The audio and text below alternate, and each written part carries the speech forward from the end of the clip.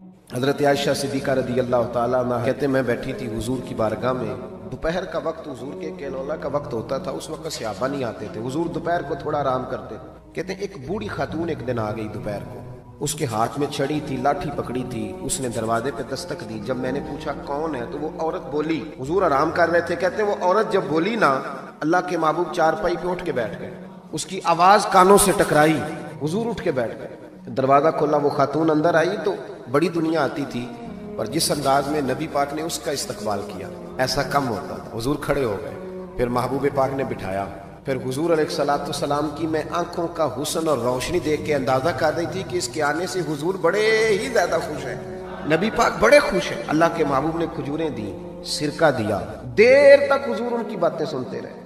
حضرت عائشہ صدیقہ کہتی ہے محب ہو کے محبوب نے، کنز المال میں حدیث موجود ہے، محب ہو کے محبوب نے باتیں سنی۔ دو قسم کے مہمان آتے ہیں نا، ایک مہمان فون کرتا ہے تو بندہ کہتا ہے میں کوئی نہیں گھر، پھر کبھی آنا، اور ایک مہمان ایسا ہوتا ہے جسے بندہ کہتا ہے اتنی بھی جلدی کیا ہے، ذرا ٹھہر جائیے، تھوڑا رک جاؤ، چائے بن رہی ہے۔ قسمیں ہوتی ہیں مہمانوں کی، کچھ مہمانوں سے دل لگا ہوتا ہے، دل کرتا ہے بیٹھے رہے، ذرا تھوڑا اور بیٹھے، یار تو نہ جایا کر، تو بیٹھا رہا کر۔ ہوتے ہیں کچھ لوگ، دیر تک نبی کریم علیہ السلام نے بات سنی، اور کیا بات ہے، جناب عائشہ صدیقہ کہتی ہے دل حضور کا لگا، میں نے دیکھا تو میں بڑی مطمئن تھی۔ اس خاتون نے کہا کہ اب میں نے جانا ہے، لگ رہا تھا کہ حضور چاہتے ہیں ابھی رکے، لیکن اس نے جب کہا نہ جانا ہے تو حضور نے فرمایا ٹھیک ہے۔ جب وہ جانے لگی تو حضور نے تحائف جمع کیے اور جناب بلال حبشی کو فرمایا ان کے ساتھ جاؤ اور چھوڑ کے آؤ۔ جناب عائشہ صدیقہ رضی اللہ تعالیٰ عنہ فرماتی ہیں، کہتے ہیں وہ خاتون چلی گئی، میرا خیال تھا کہ حضور اب مسجد جائیں گے، جب رات کو آئیں گے نا بعد از عشاء تو پھر پوچھوں گی حضور یہ کون تھی، لیکن محبوب تو گئے نہیں، لیٹ گئے۔ میں اٹھ کے قدموں میں بیٹھی تو حضور کی مقدس آنکھیں کھلی ہوئی، میں نے عرض کی حضور یہ کون خاتون تھی، اور میں نے آپ کو تھوڑا انفرادی دلچسپی لیتے دیکھا، حضور کون تھی؟